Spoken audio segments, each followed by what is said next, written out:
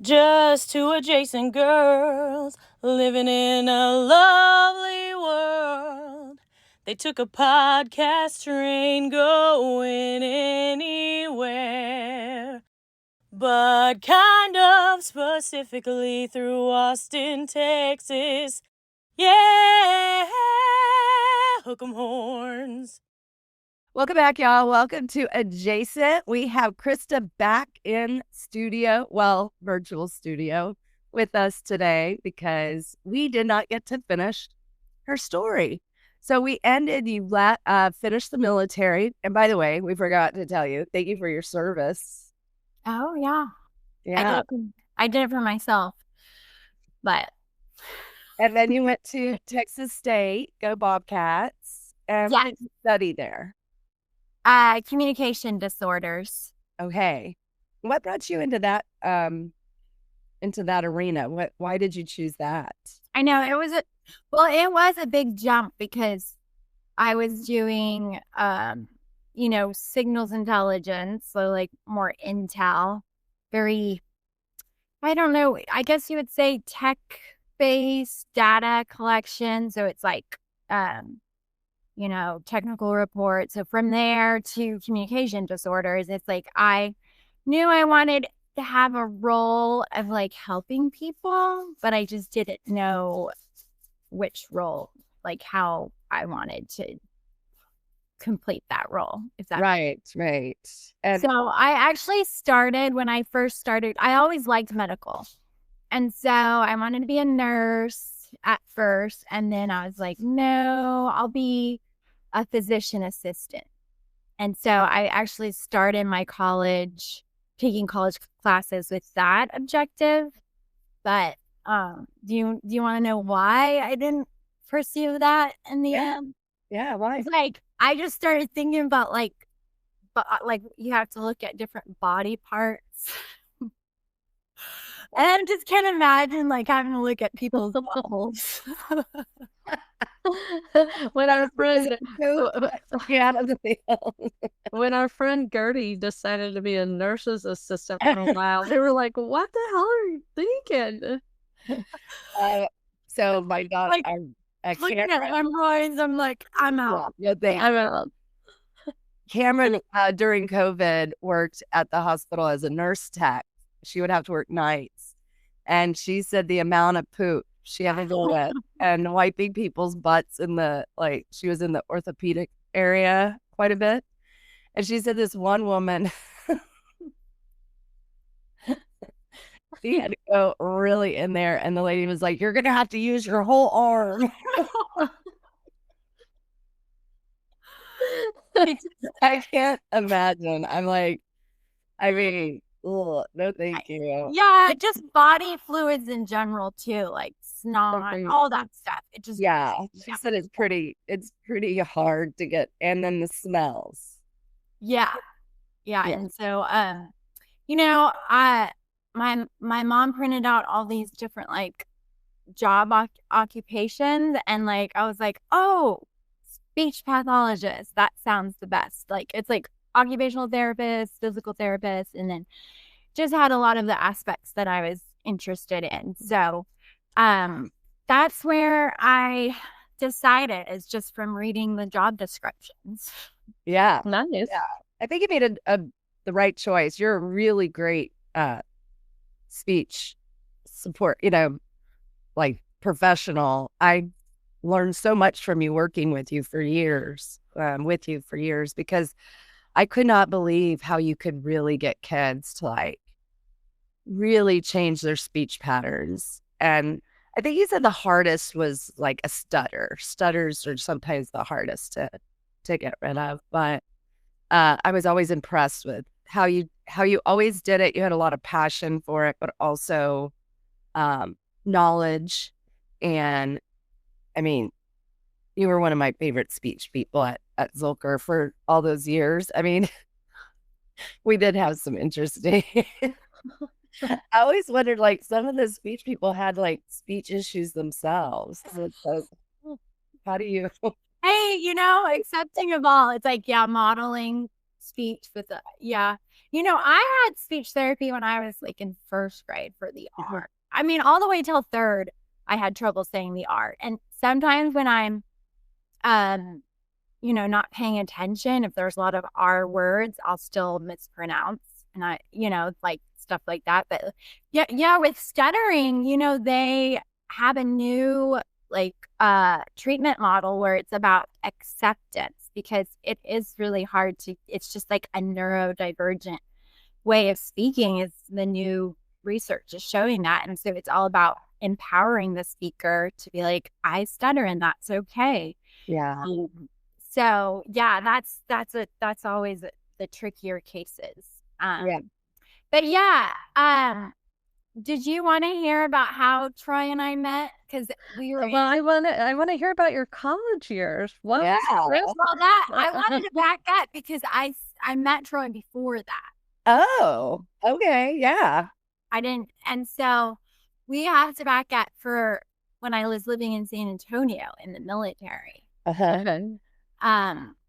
So that I was on a plane to go to New Jersey, and to see my best friend was getting married, and so I was on a plane to New Jersey, and it was just like the way it all worked out. It was like so, I guess, divine intervention. There's so many of that in our life if we just observe and pay attention. Because I had booked the flight. And I was really mad because I was getting there super late and leaving super early. And it was a weekend trip. And I kept calling, trying to reschedule. And nobody was going to get my ticket, change my ticket. So I had to accept it. And then that's the flight I met the love of my life. Oh, we've heard his version. And you were sitting next to his brother. Is that right? Yes. So, I guess I was looking really hot that day. I don't know, but maybe every day. Every day. No, I was, yeah. So I ended up sitting next to his brother, his older brother, Keith, and we started talking about books, like his book, like historical fiction books. Well, this one was more like about, anyways, salt or something. Anyways, I'm always interested in history. I love it. So, we were talking, and then Troy came back and was like, what's going on here? And so he was up there sitting with his dad. And then when he saw his brother was sitting next to me, he was like, okay. And he brought a chessboard over. And man, men that play chess, that just got me right there. No, he told me he was from Austin, and I was living in San Antonio at the time. And so, and I had just been to Austin. That was my first time to Austin. Was not, and like I was 22 years old. So that was my very first time to this beautiful city. And so I went to my cousin's wedding, and he told me from Austin. I'm like, I love Austin. I mean, living in San Antonio, I was like, yes, I love Austin. And he's like, oh, you should come see me sometime. Here's my number. And so, we were just chit-chatting about everything. And then at the end of the flight, we both had a layover in Chicago. So he invited me to have dinner or lunch at Chili's. His dad too. And y'all never met his dad, but he's very interesting as well. And so he was like, he was talking to me, and so we all just connected. And then I guess his dad, my mother-in-law told me that his dad came home and said, I met Troy's future wife. Wow. But he was kind of worried about me because they had tattoos. So he's like, I don't know, she had a tattoo on her. I don't know what tattoo he saw, but he was like, oh, she had a tattoo. But yeah, which tattoo? Your back tattoo when you yeah.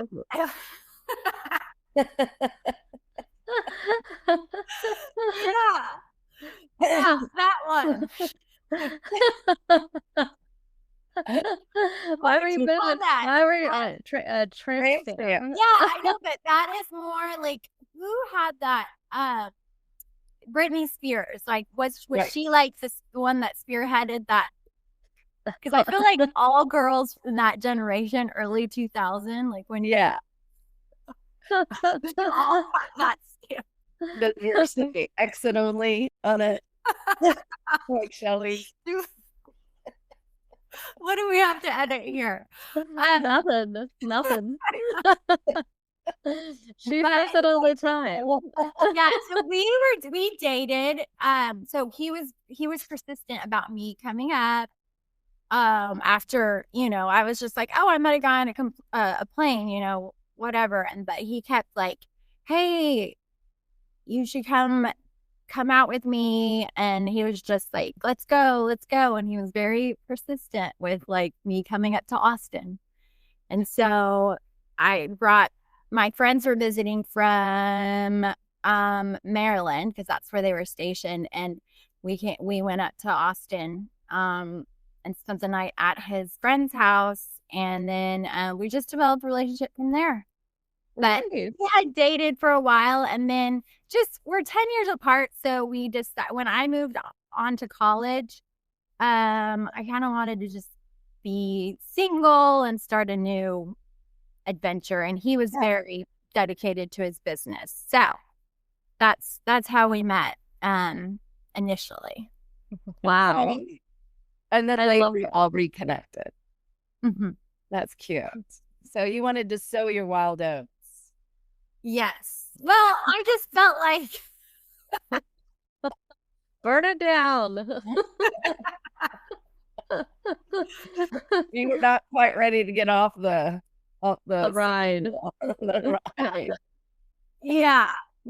So, I remember when I first went to San Marcos, it was during that 2007 ice storm, because I moved in January. Do you remember that? Where everything was like locked down and like nobody could go anywhere.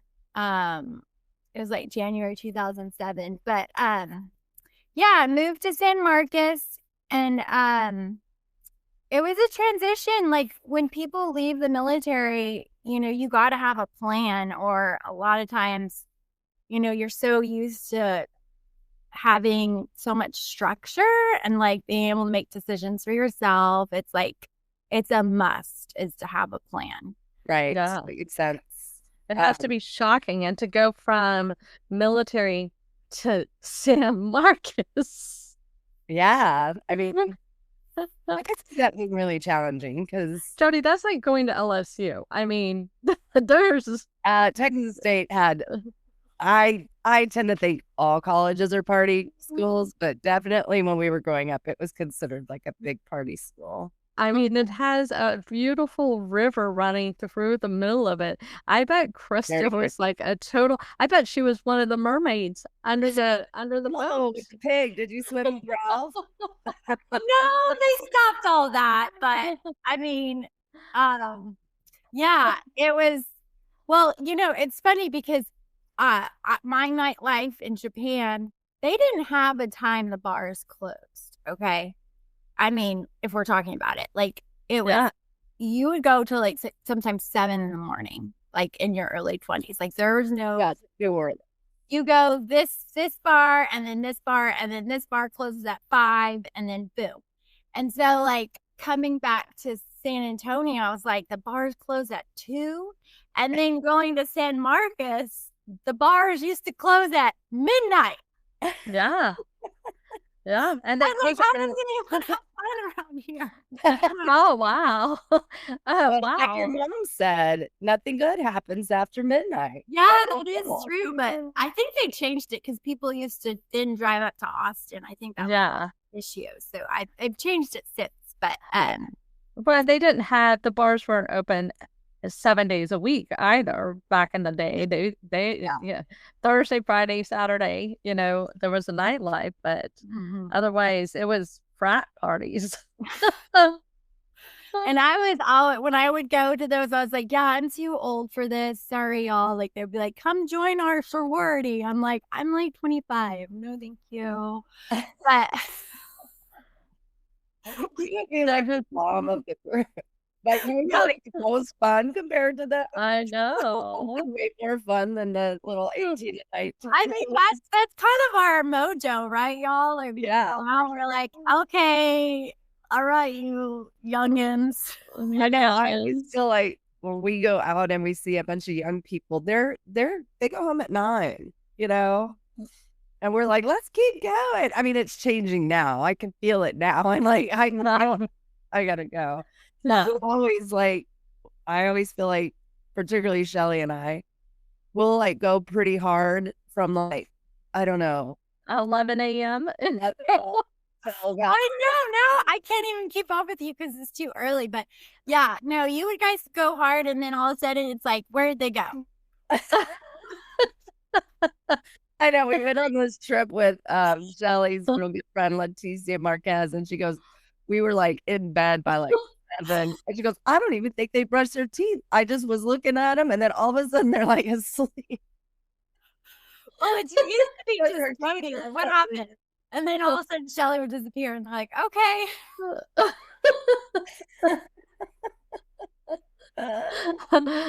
I love the solid Irish goodbye. It's my favorite. Oh my gosh. You got a lot better about that. You used to do that all the time. Everybody would panic. I'm like, no, she just decided to go home. She was done with everybody. Well, I think I enjoyed, you guys taught me that I feel like that's the best exit plan a lot of times in certain situations. Like, agreed. I mean, it depends. Like, if you're an actual party, like it's good to say goodbye to like at least the birthday guests, like depending. But yeah, I was more focused. Like, so when I was in San Antonio, I was like, okay, I need to learn. I want to start getting healthy. And so I started picking up running. I started like joining a running club because I realized when I was in Japan that none of my clothes fit me anymore. So I was like, I need to get healthy. The freshman 15 and everything else. And so it was the freshman 15. so when I was in San Marcos, I was just a little bit more focused, like, okay, on my studies, and then I became like more into like the fitness realm. Well, you're very fit. Yeah, very fit. You're our runner friend. She's our fit and go for runs. Like, I'm like, what are you doing? she's a fit bird. Like, for a 3 or 4 mile run. I'll see y'all after. Oh, when we do, yeah. No, and I love, like, that's one of my favorite things to do in a new place is like go for a run. Like, I love exploring an area running. Yeah. Especially if I can early in the morning, like y'all like to walk. I know, and Shelly likes, I mean, she's a hiker. She gets up and she's like, we're all getting up, and she just came back from a hike. I think Shelly walks like 30,000 steps a day at the I'm like, how are you walking? Gotta trying to be a fit bird like Krista. Be a fit bud. Okay, so you get your degree and you have to go back and get a master's for speech. Yeah. So I was part of the triathlon club there. Oh, so nice. And so I did that. We did like competitions around the country with triathlon, and I mean, it was a Texas State club. I'm not saying that we're like top of the line, but we had fun. Like, it was a whole group, and we all enjoyed, like, let's go swimming and then let's drink. No, I'm just I'm sure you had to have a camping, and it was a fun like group. And so yeah, we did that, and then and then I decided I applied to a few different grad schools like UT, and then like I just felt like obligated, but Texas State, I decided to stay. I love the clinic, and I love the professors that were at Texas State, so I decided to stay. It's a great school. I didn't get accepted to UT anyways, but I think it's really competitive still to this. I mean, yeah, and Texas State, like I never just school like the GRE. They didn't expect like the GRE scores versus UT did, and so like I never scored very high on the GRE. So it was like even though I got straight A's, it was like it tested a different like type of it just tested differently. So I stayed at Texas State. Then Troy and I started seeing each other again, and my second year of grad school I ended up getting pregnant. Okay. So that started a new life for me. Yeah, completely different. All right. Yeah. That's exciting. Tell us about having your babies. Yes. So I I don't recommend getting pregnant in grad school. But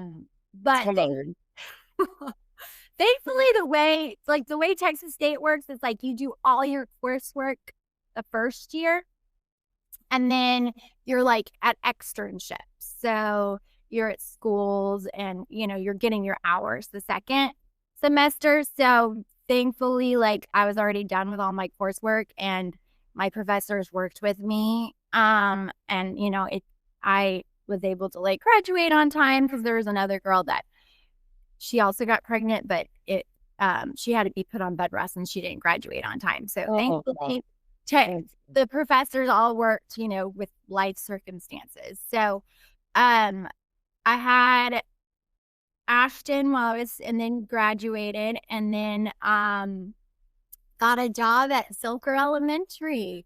Oh, wow. Elementary. No, I did my externship in AISD. I was at Oak Springs. Okay.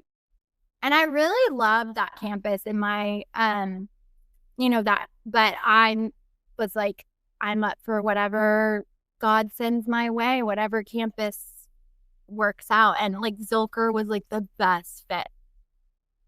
Yeah, it definitely has a really good reputation, particularly back then, and I think it's a great school, but I'm just saying it's like when you came, it was like at its peak, Yeah, exactly.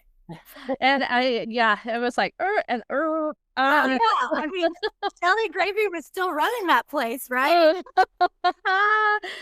You guys, Krista Kuhn was a culture speech therapist. That's right. And we haven't shared that. And she was fantastic. I think you're so engaging. I think that is so helpful with speech therapy that you're engaging. Like the kids are drawn to you, and so are their dads. No, I mean I'm gonna get speechy, but like that is, and Jody's the same way, and you're too, Shelly. It's like the relationship is the number one priority, is having a relationship with the child. Like that is my number one. It's like you're not gonna make progress until you connect and have a relationship. Absolutely. So how long did you at Zilker? How long did you work at Zilker? So 11 years. Yeah, 11 years. So came in 2011, right? And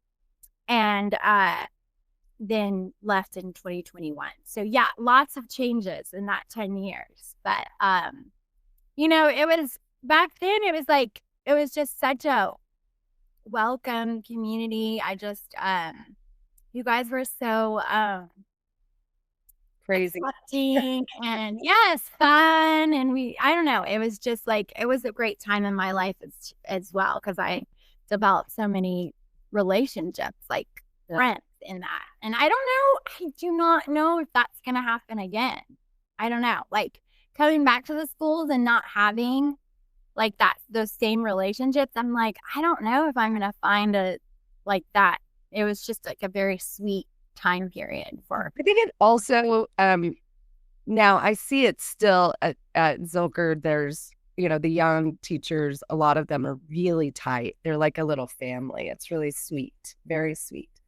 But it's called trauma bonding. Remember? Trauma bonding. Yeah, I don't think people can handle my bluntness anymore. I need to find my people again. Yeah.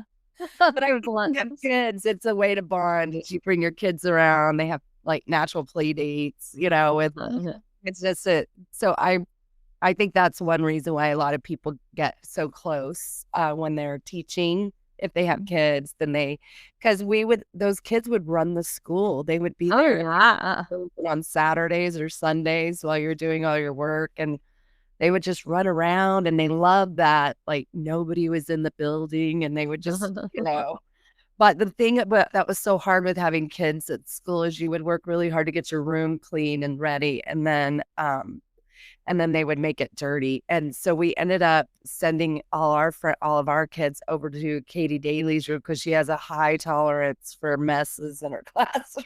No, and it's funny because you guys, it was like 2 or 3 generations of kids. So it's like your group, and then it was Jessica and mine and Nilsa's group. Right. We're all around the same age. And so we would send them to, and also Emily was in there too, like Emily did. Send them to Jessica and Nelson's room, and they're like, it's like a daycare in there. And I'm like, I'll pick up when I can. I'm coming from this school. Are you at 2 campuses right now? Yes.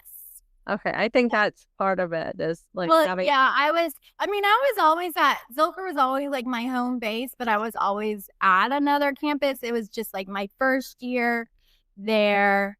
I think I was full time. I think it was just like more support and starting a career with an 11-month-old was definitely a challenge.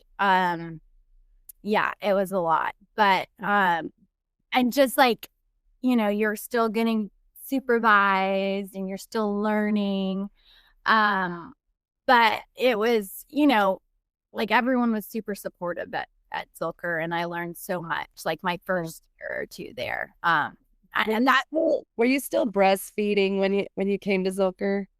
No, but I did with I had 2 other children. That's right. Yeah.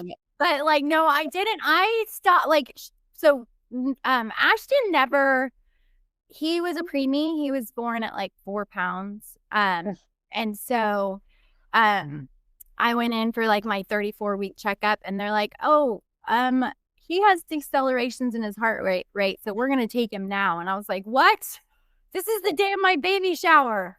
It was the day of my baby shower, and they went and did a C-section the next day so he never really, like, we had a supplement, and then once he got that bottle so early, he's like, this boob takes too much time. I'm not doing it.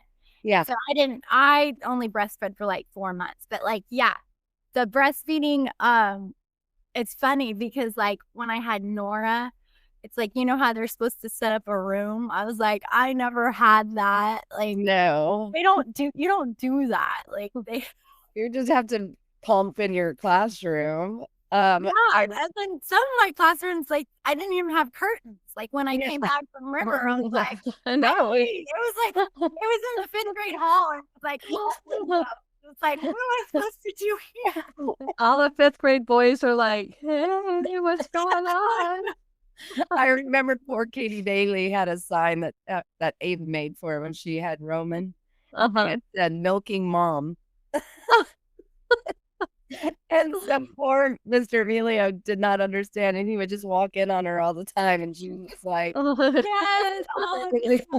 So he was Amy Morales and I both had babies around the same time.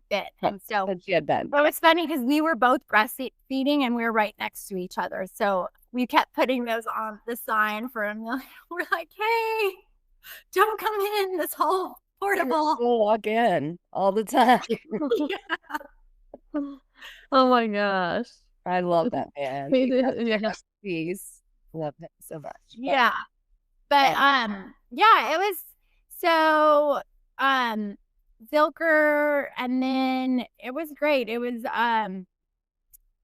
it was like definitely a learning experience with, you know, just seeing the transition and everything that goes along with that. Has been like, has been great. Yeah. And then were you at 2 schools during that time? Yeah. So, well, like working, so I was at Zilker, and then I was always at like 2 schools. Like my first year, it was just Zilker, and then it was Zilker and Becker for a long time. Then it was Zilker and Jocelyn. Then it was Zilker and Matthews, St. Elmo. I mean, one time they tried to give me like 4 different campuses. So, gosh, that's a nightmare. And of course, they don't pay for your gas. Yeah, thankfully it was all like kind of close, but it was, yeah, they've gotten better about like distributing the caseload a little bit, but yeah, it was, I think my favorite was I liked Zilker Jocelyn pairing because I felt like that was like a good combo of the 2. But Zilker and Barton Hills, I was like, it was interesting too. So, yeah. Where are you now? I'm at Mills and St. Elmo. Oh, that's perfect. So you have 3 kids. You have Nora, Ashton, and River. Who's your favorite? Okay. It depends on the day.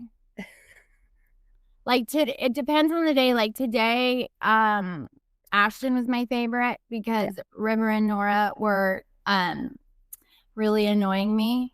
So it just depends on the day when my favorite is. What happens. Usually nobody answers that. I mean, I all love them equally, but I'm just being honest, right? So you are, like, we call you our nature mom. Mm-hmm. What does Shelly mean by that? Because to me, I feel like it's your way that you've raised your kids. And I guess the way you were raised too with your mom, right? Mm-hmm. Mm-hmm. What would characterize somebody as being a nature mom? I would say just being out in nature, you know, prioritizing nature as far as like hiking, camping, all those nature-y activities, if that makes sense. So just like immersing yourself in nature. Like our trips, you know, I don't want to go to, like, museums are fine, but like when I think of a family trip, I think of how can we get out in nature and explore. Right. And so I was talking to one of our friends, and we were at an event recently, and she had to go to the restroom, but she was like, I don't want to go back into the event. I'll just use my pecan in the car. I said, or you just go straight to the restroom in the event, right back out. Okay, so you have a pecan in your car. No, you know, I have peed behind bushes so many times. I guess like I grew up being just pulling over on the side. I guess just being feral, like Shelly says. I grew up pulling over on the side of the road and just squatting. So that doesn't bother me if I don't have toilet paper, you know? It's like sometimes unless you're going number 2. Oh yeah, no. And then you just bury it and then you find like a certain type of leaf. Yeah. But make sure it's not poison ivy. Yeah, sure. That happens. No, it's like those fuzzy. I actually taught my kids. It's like one of those fuzzy leaves. It's called lamb's ear. That's the best type of toilet paper. Yeah. Lamb's ear. Use your lamb's ear. It's softer than Charmin. Yep. Yeah. There you go. Hey, we're going to teach nature classes together. I would love it. That's what you do. Yeah. There is out in McKinney, one of our neighbors teaches like your kids. Yeah, I never. Yeah.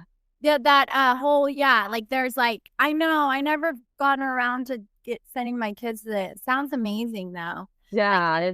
I don't know. I just am like, a lot of it's in the summer, and I'm like, I'm not going to send anybody out in nature in the summer of Texas. Like, I know. Colorado, yes, but like I, care about my kids too much. No, I'm just fine. They're much more resilient than we give them credit for. Yeah. But I forgot to tell you, like, so when I was another experience that really shaped my life is when I was 14 years old, I was part of this like group that we hiked 90 miles on the Pacific Crest Trail. So we brought our own food. Amazing. We had to pack our own food. Were you part of one of those because you were a bad teenager and they made you do that? It was kind of a counseling outreach program. Okay. I was just kidding. I mean, I wasn't like, it was for like, not really like troubled youth, but like, complicated youth. They're like, I think that doing that would be like such a reward. Yeah. I mean, I am also so supportive when I see those type of programs, that, like the outreach of like what kids need to know is they need to be able to learn like how to accomplish things on their own and feel like this is your achievement. Like this is what you can do. It's like that independence. Will you send your kids like to Outward Bound and do those adventures?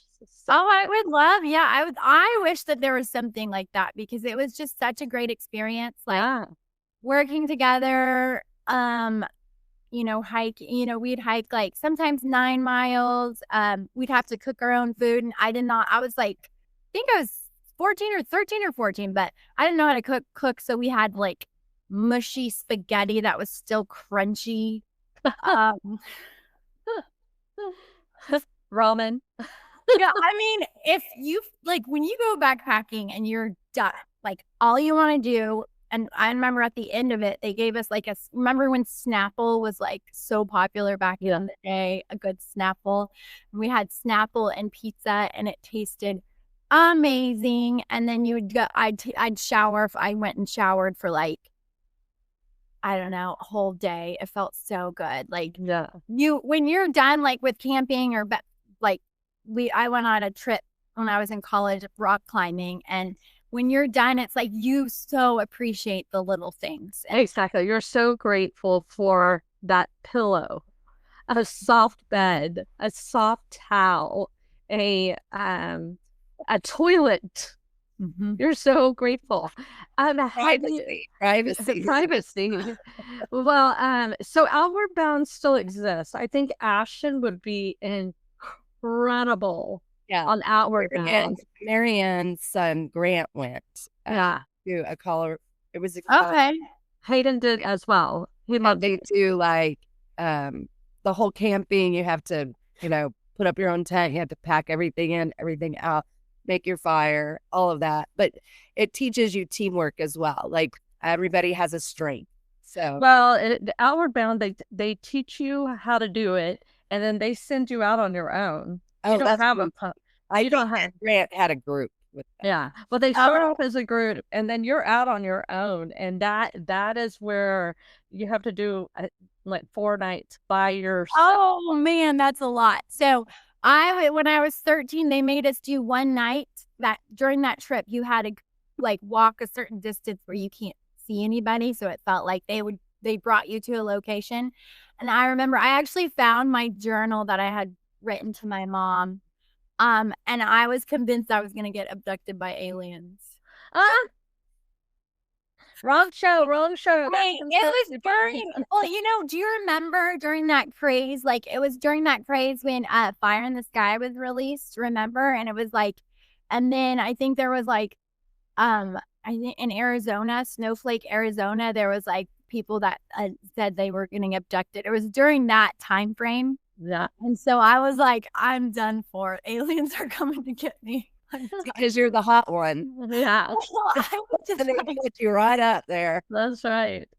Oh wow. I love that. Would you do a hike like that again? I've always wanted to do Appalachia. Yes. I mean, really the Pacific Crest Trail or yeah, the Appalachian Trail would be great. My friend did it 6 weeks of it, like I think a few like 10 years ago. I don't know, and I would send her care packages and I'm like, "Oh, that's my goal." I don't know. I really like Pacific Crest Trail, but then I'm like Appalachia too. I don't know. I don't know which one. Which one, Shelly? I don't know. And I didn't realize that there's more than those. There's one that goes east-west, and I think there's like 8 in the United States. And I was like, what? I thought it was just these 2. Wow. I would love. You want to go with Shelly because she will find an opposite trail and go off by herself when the bears are coming out of hibernation. Well, I won't know. Like all of a sudden she'll be like done. She's like, you know what, I'm done. Like, where's the trail? Where'd Shelly go? Yeah, bye. I would love to do do a girls trip where we did good hikes like that. I can you imagine how many people? Let's plan it. Yeah. I mean, even when we go camping, how many people? 2, 3? Oh, that's fine as long as it's us and Gertie. You're fun to camp with. Gertie's great because she knows how to do all the cooking and everything. And she's real bossy, so she just like takes on everything. Sure, you eat on her time though, because like if you're gonna want to eat at another time, you'll be hearing about it for the rest of the trip. I washed all the dishes. I washed all the dishes. I'm not hungry at that time. Well, another thing is don't like plan to go down to the river and get high before, and then you carry one thing at a time to the car, and then you go back and you forget what you're doing, and then you go back and you have like one coffee mug, and you walk it, you put it in the car, and then you come back, you forget. And then you're like, "Where's my coffee mug?" And then it takes you 2 hours to get down to the river. Don't do that. Oh yeah, that's one thing. That is funny, Jody, because when you're ready to go, you are ready to go. And let's go. You have no tolerance. Yeah, we went tent camping. You're right. And Shelly had this huge tent. It reminded me of like a Harry Potter tent. Like when you go in, it has like, and we had like 2 beds, and she had like a nightstand and a rug. Generator. No, but then I don't know if you're gonna be able to take that on our Appalachian trip. That's fine. I don't think we're gonna be able to do the generator. No. And then it's the middle of the night because Shelly has a small bladder. She goes out, she pees right outside the door. The next day we're like having to walk, like take a leap to get out of that tent. Right there. I could never make it through the night either. Something about camping, I'm always like, and I try not to go like right outside the tent. But sometimes in the middle of the night, you're like, I hope this is okay. And then you're like, oh, this is where we're supposed to be eating. Whoops. Same. I mean, Gertie saved my life with the pecan. That pecan is a game changer. Oh yes, I forgot about that. Driving and it spills everywhere. I know. You dump it out. You dump it out. Okay, are you gonna link that into our show notes? Yeah, we'll link pecan in our Amazon. Seriously, I love that pecan. I'm like, I forgot about it because, like, for road trips, you know, I want to stop for the boys that have the easiest, but like, yeah, I wonder if that would be good. Oh, it's great. Might help you. Well, have you used it? I've used it on the road. Oh, I've used it on the road. You're supposed to come to my house. Yeah. Gertie has it permanently in her car. It is that traffic. That's painful.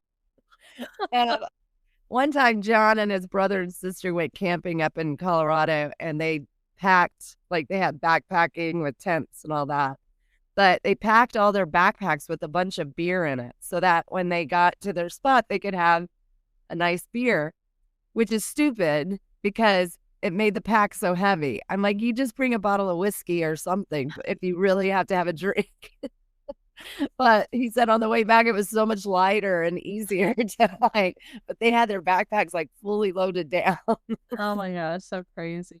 Ding dongs. Yeah, I would love to go backpacking again at some time. Like, I don't know, we're kind of still in the car camping stage, but like when I've gone on trips and I've seen families like full backpack, I'm like, okay, that's a goal. But like having a 7-year-old, you know, still, it's like, I think it would still be a lot because I always have great expectations when we start a hike. It's only 4 miles. And then, you know, a mile through, we're like, oh, I don't know if we're going to build this. Yeah. We still have little legs here. Oh yeah, you still have little legs, and you have a photograph. I need to take a selfie here. I need to take a selfie here. I need to take a selfie here. Yeah, I know. Well, Look, they'll still be in the mood for it as they get a little older. yeah. Tell us about Nora from your perspective, because she's my spirit animal. I am so in love with her. I just think she's the cat's meow. What do you think of this whole Nora? You know, when she was one of the sweetest babies, right? So, I mean, but coming out, like my birth story with her, she literally almost killed me because I had a C-section and then I hemorrhaged. And like that was her introduction to the world. Like I had just had a C-section, and all of a sudden, like after, you know, in recovery, I was like, man, I feel like I'm bleeding a lot. And then I was like, Troy, can you go get the nurse? And I started feeling lightheaded. And then the nurse saw it, and then all of a sudden all the doctors came and they started like pounding on my stomach, and I had just had a C-section. So it was literally the most pain I ever felt. And it was like one of those things where you feel like it's out of body. Like you go and you look down on yourself. Like, you know, I think if you had been in so much pain, it was like in that you're almost like separate yourself from your body. And so that was like, she came in just raging like, hey mom, I'm here. So but like since she learned to express herself, she told us what she wanted. Like, you know, I'd put those cute little bows in her hair, and as soon as she had the motor control, she'd take it off and throw them. Like she was like, this is not me.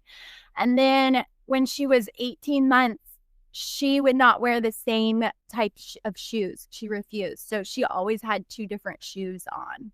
Like she had a sandal and like a little like moccasin. And it was like she expressed herself from the beginning. Oh, wow. I do love that about her. She's so beautiful. Yeah. No, she was, you know, and her little, whenever she was like 2, she ended up, Ashton was like, said something to her, and she stabbed Ashton with a fork. Like, did it pierce the leg? I mean, did it pierce? We've always been like, she's just been a Spitfire, you know, a hurricane, you know, the whole everything that hurricane with a little bit of sunshine. She's always been like that. So it's like patience, but like definitely boundaries with her. Yeah. And so, yeah, Ashton learned early on not to mess with her too much. Don't mess with Nora. Yeah. Hurricane Nora. But if you talk to my mom, I was actually pretty similar with like, and I apologize to my mom all the time because, you know what, God's repaying me for like, I'm like, Mom, I'm sorry. Oh my God. I mean, she's great. I love her. But yes, it's, you know, just an ever evolving relationship as far as like where to set boundaries, what to accept. I mean, you guys have grown kids, you know. Yeah. But you know, I feel like middle school has been great for her.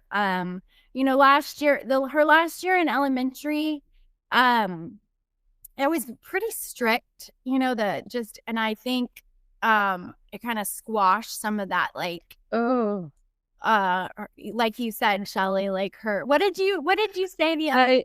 I mean, she just has this beautiful light about her, and it's like never squash it, never a little burn, let it burn. Yeah, she's let her be.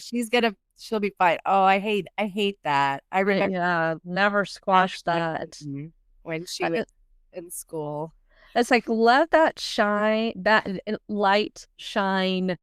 Put a spotlight on that light. It's gonna do great stuff.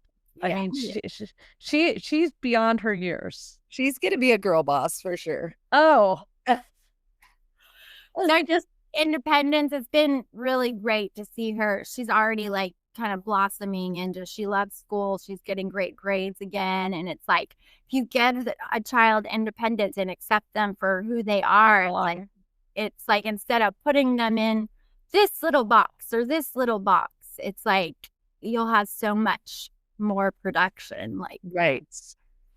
Those are great words of advice. Yeah.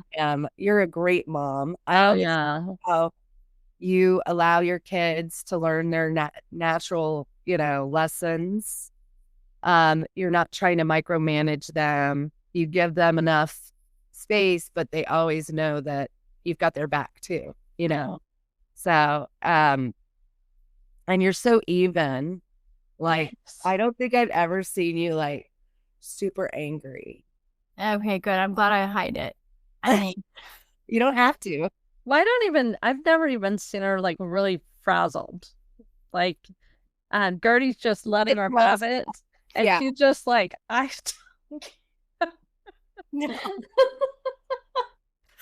well, I might not be observing, you know, I might just. You're like, I don't, this isn't on my radar. I know.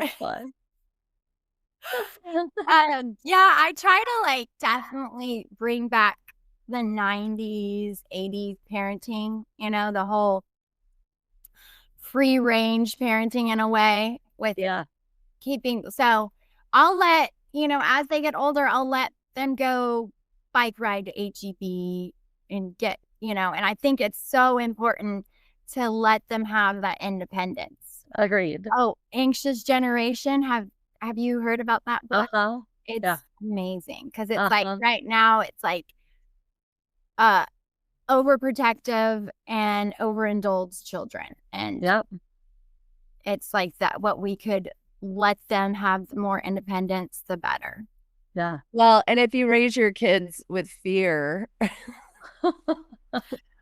like I watched Oprah and I don't know why she would have these kind of like warning shows where like she said like a kid like was decapitated. Oh my goodness. And he sat with his head down recliner and the recliner like chopped off his head. And so I would not let my kids, I never had a recliner in my house. And when Papa got one, I was like, you stay away from that. I like cut all the blind cords so that they couldn't strangle themselves on the blinds. Okay, so now I see where Gen Z is coming from. Yeah. I was like, when we went to the mall, I made them wear shoes with, they couldn't wear sandals on the escalators because their toes were going to get chopped off. And the craziest one was I wouldn't let them play Chubby Bunny with marshmallows because a kid, Oprah said, choked to death because the marshmallows, they couldn't get them out of her throat. Playing Chubby. I never liked that game. I didn't like it. I thought it was great. I remember doing that during Christmas parties. I think they called it something else where you had to say a phrase after you put a bunch of marshmallows in your mouth. I didn't think that was safe either. That's weird. Yeah. Well, I'm just saying, you're against it because it's marshmallows and it's sugar, and you're like, why would anybody need that much sugar? It has a lot of sugar, guys.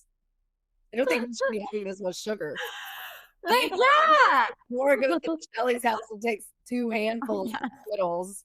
And then They love. As soon as we go to Shelly's pool, I'm hungry. Is Shelly around? I'm hungry. she just throws things in a blanket. And then here comes Shelly with a whole platter of candy. Hi, kids. How's your summer going? Great.